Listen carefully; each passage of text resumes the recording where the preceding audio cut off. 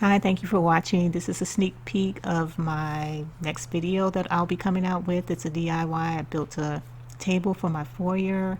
I'm in the process of making the video for it, so it'll be out soon.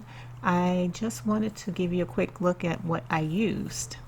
For this particular DIY project, I used some crates that I got from Walmart for about $2, and I've got some PVC pipes that I used for the legs from Home Depot, and I bought a cutter to cut them to size.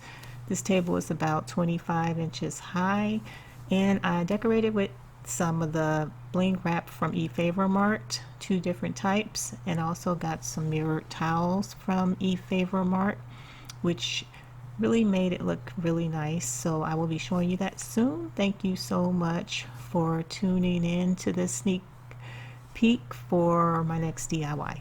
Have a good one.